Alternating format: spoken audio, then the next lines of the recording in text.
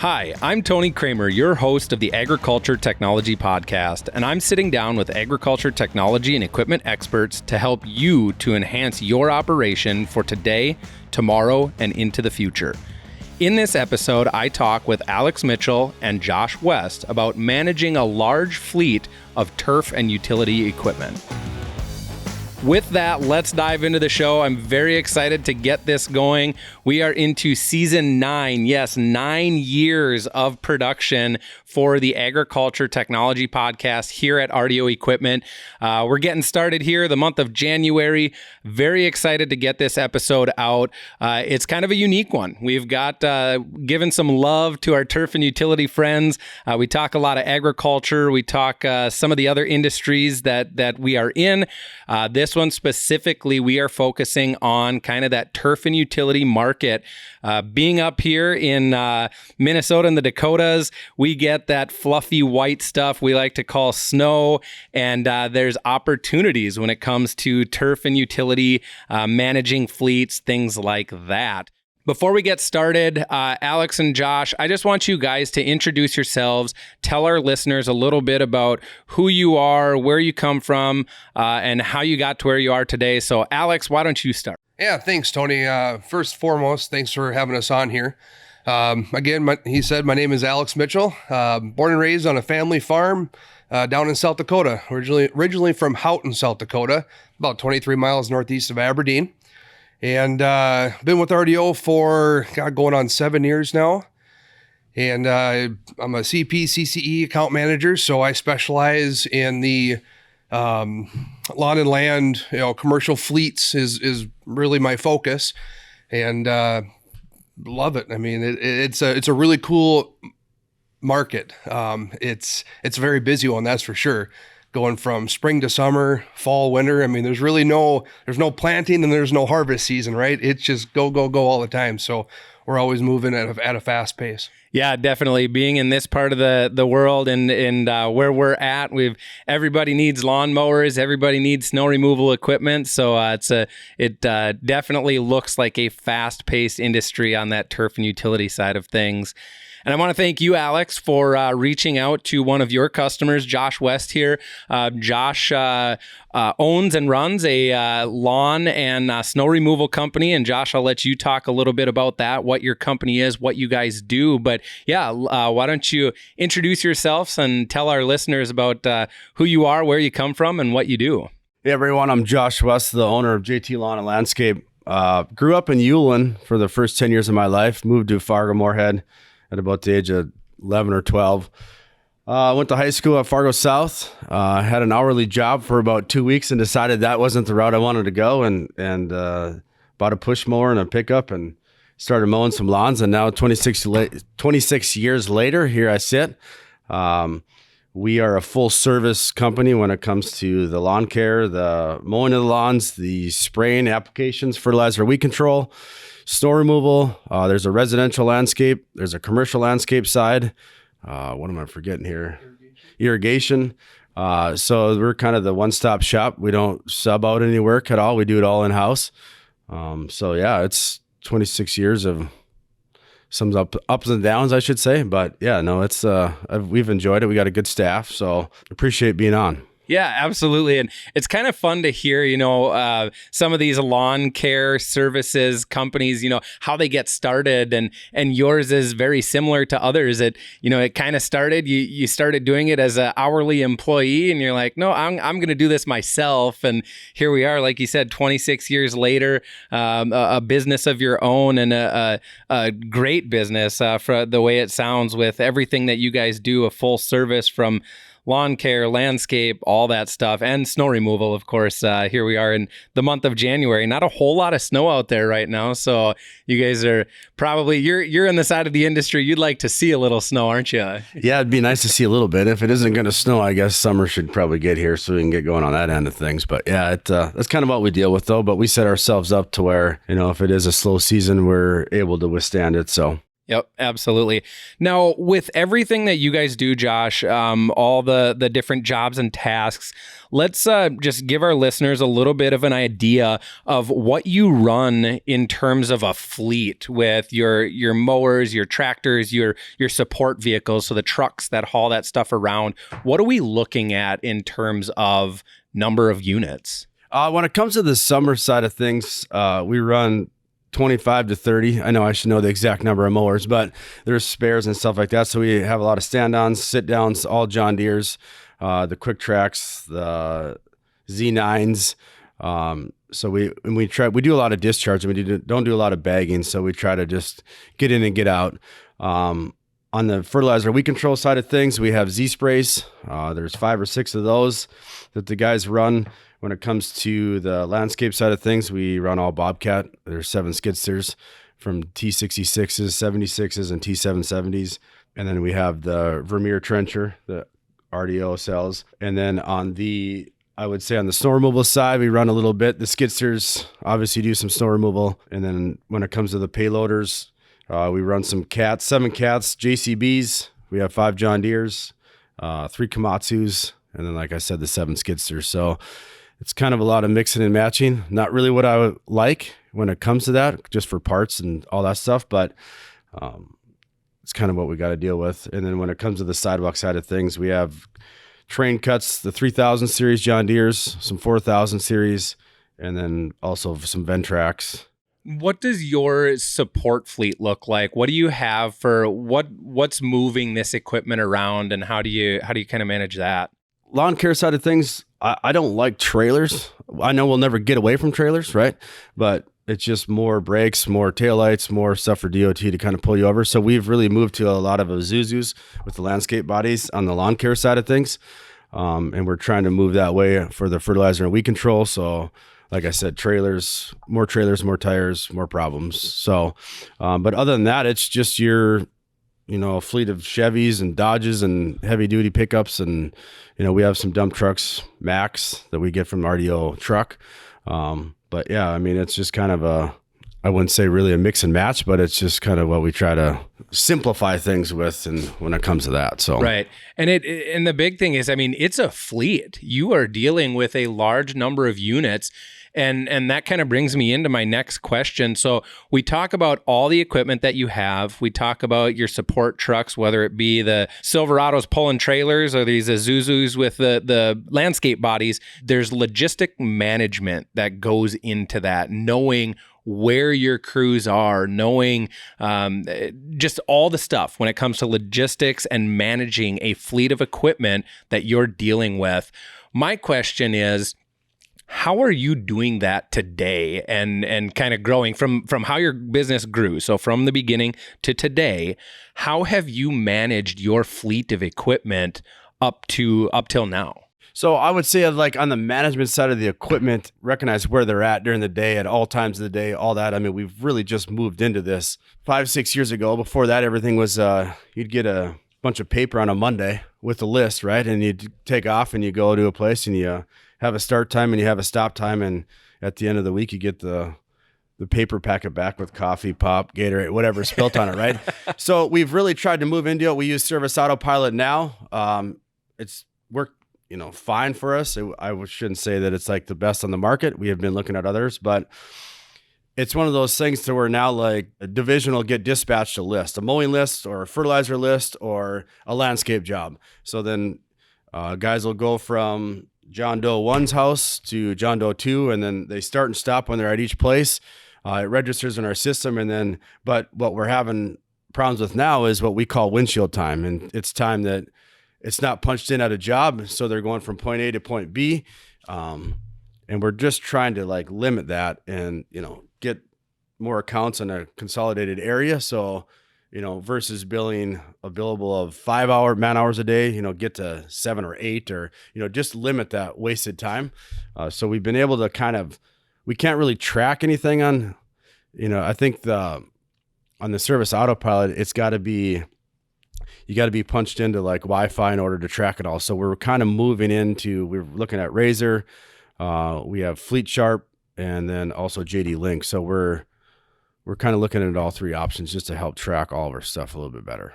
Yeah, so right now it's, I would imagine it's kind of a headache when you've got 3 or 4 different systems, and each system is doing something a little bit different, and now we're moving forward, and Alex, we'll talk a little bit about this here in a minute, but we're moving forward to try to bring you solutions to bring that data into kind of one area, how to manage that fleet, to monitor your maintenance, things like that. And you talk about Razor tracking.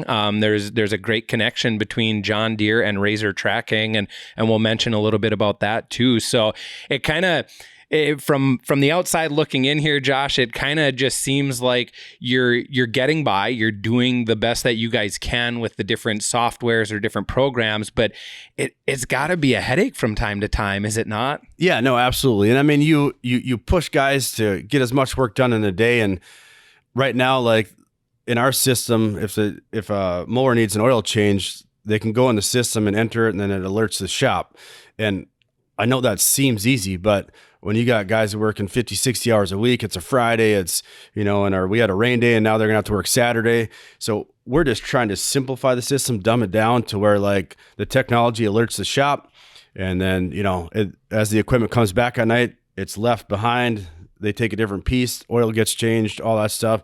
So, I mean, yeah, it is kind of we have a system in place, and it's not that our guys aren't doing their job, but when they're pushed and trying to get a bunch of work done, it's kind of be a headache. So, yep, no, absolutely. And that is the perfect segue. You talk about, machine alerts, maintenance planning, things like that. That's a perfect segue to, I'm going to move over now to Alex, and we're going to talk about what John Deere has come to the market with, what they're going to be allowing, what's going to be available. And it all starts with the John Deere Operations Center.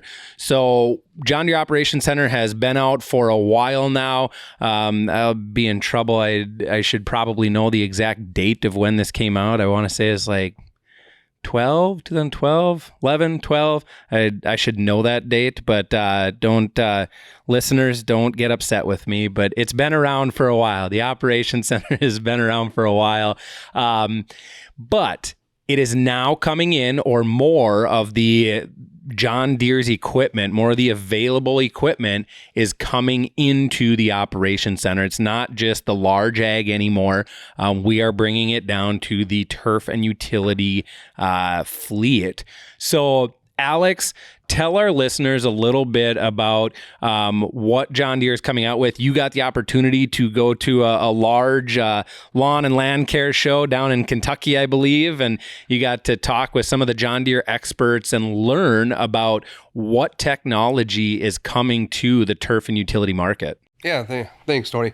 I was down at the Equip Expo with John Deere here this past October, and got the opportunity to sit down with them and talk about the Operations Center and JD Link that's coming into the lawn and landscape business.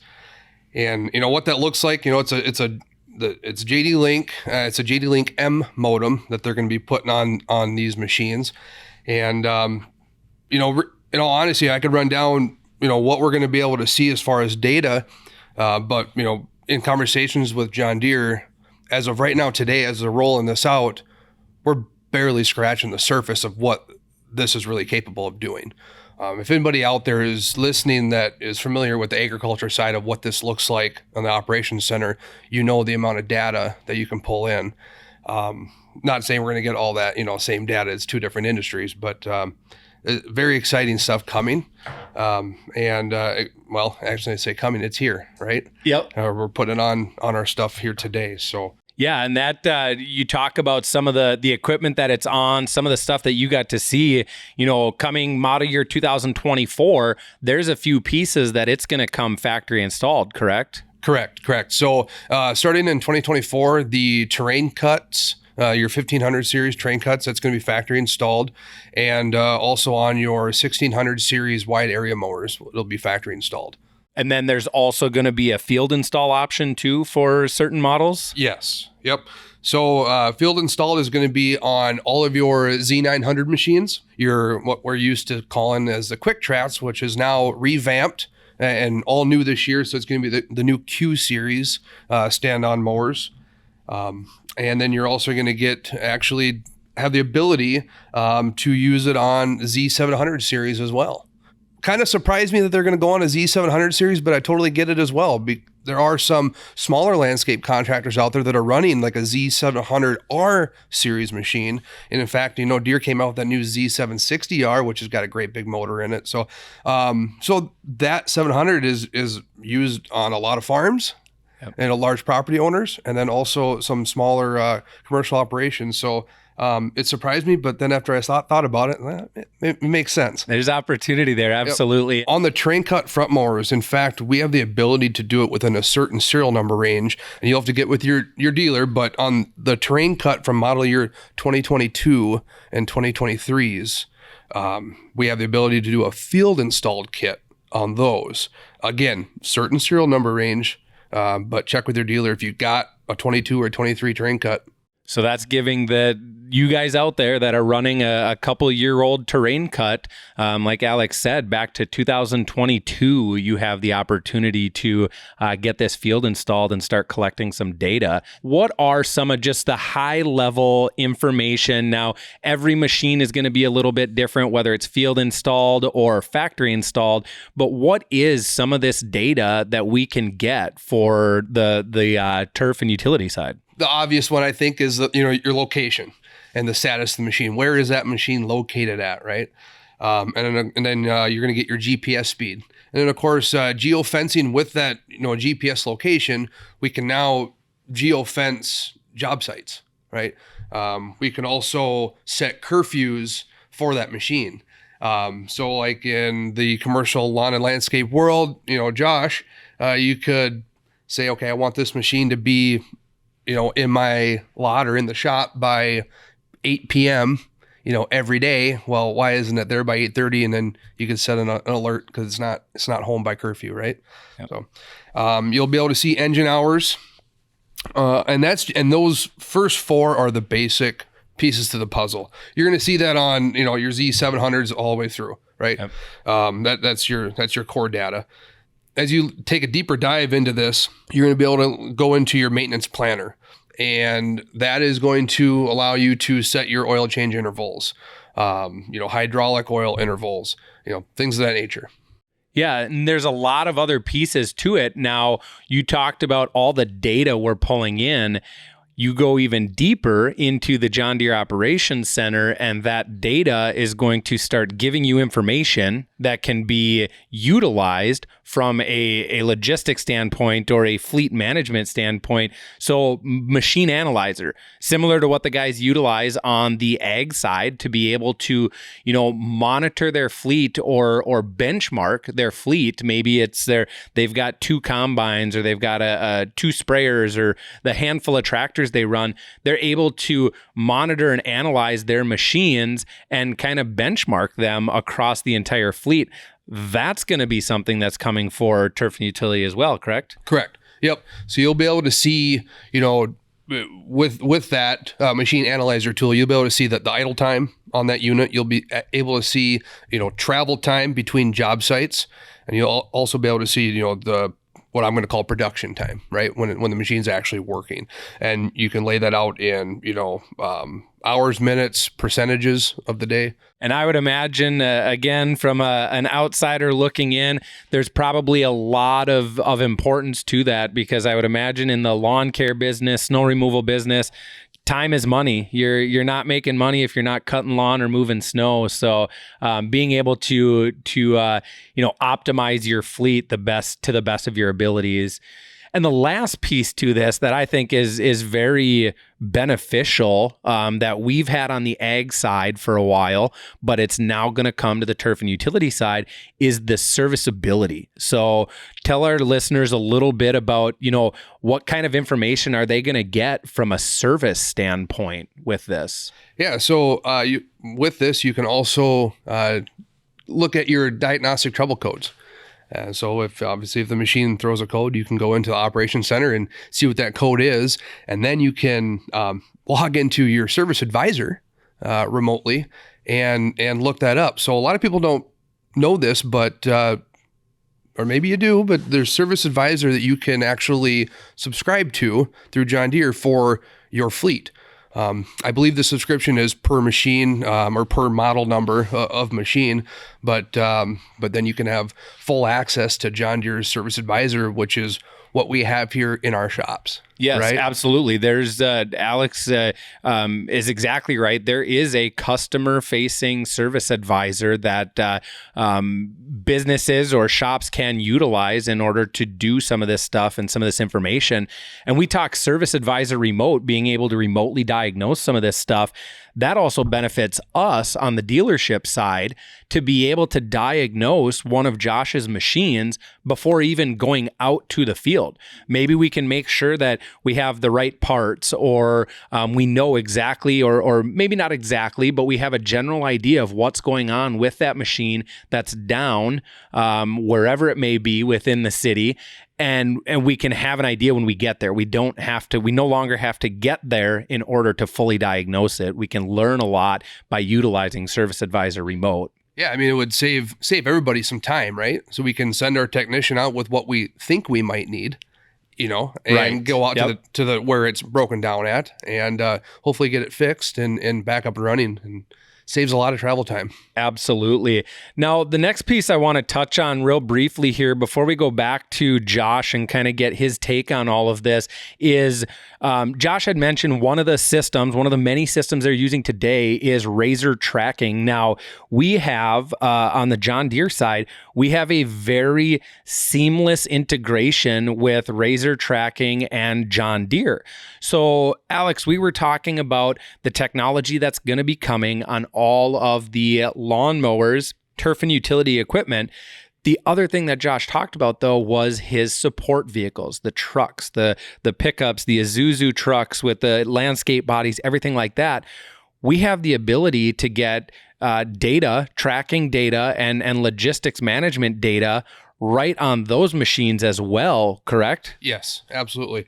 So he can manage his entire fleet and see where they're at, right? A big part of that is going to be able to see just exactly where the machine's at. But, I believe there's going to be some data depending on the machine and how well it communicates with modems, but we'll be able to pull maybe fuel levels, hours or miles off that machine.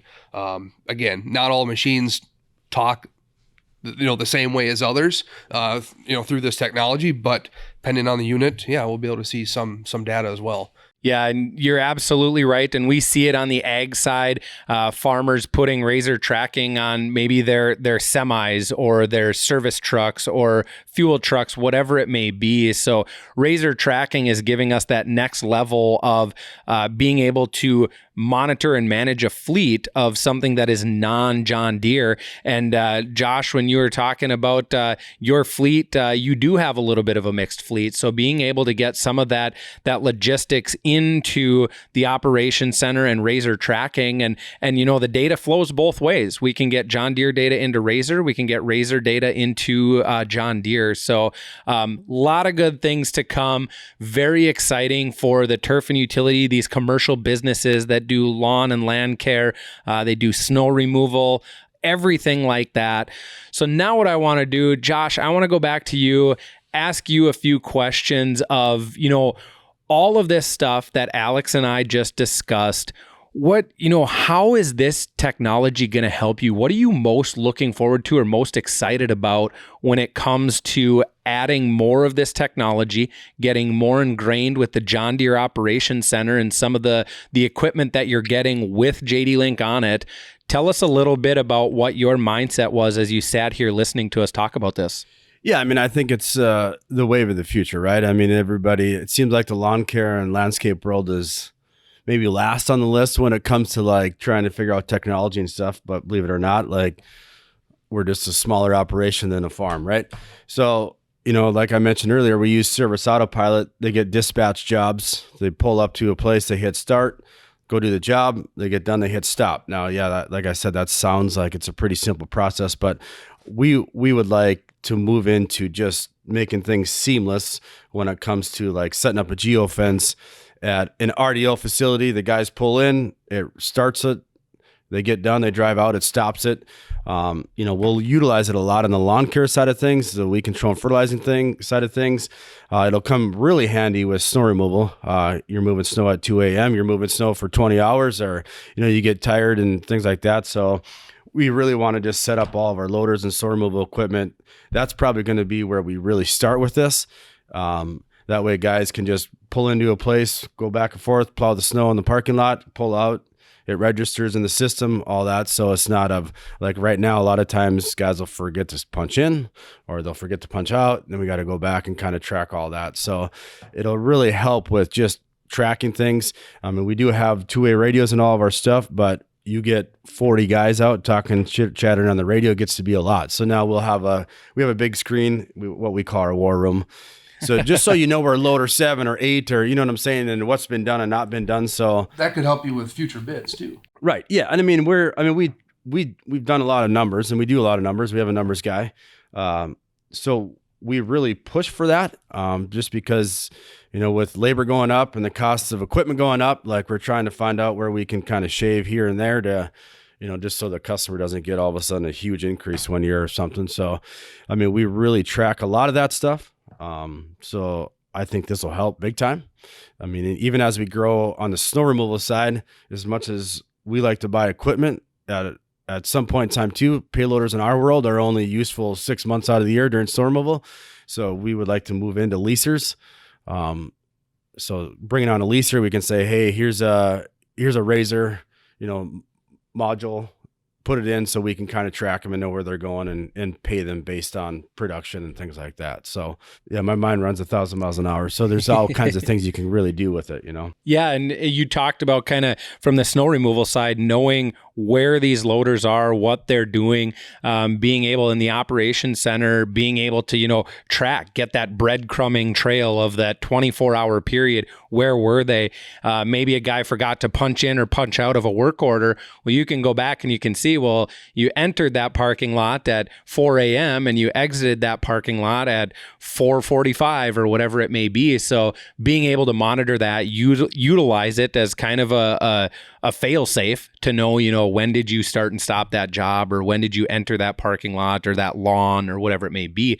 Now, what about from a maintenance side, a logistics and maintenance, and kind of being able to track or plan some of your maintenance? Yeah. So like on the maintenance side of things, I'd said earlier, the guys track, they actually have tags on the mowers, and some, like on the skid steers, permanent micro on the oil filter, so like the guys are supposed to pay attention and alert the shop through service autopilot. They can put it in there to alert the shop. But when you're really on the go and you got 60 pieces running wide open, things are going to get missed. You'd like to say that they don't, but they do.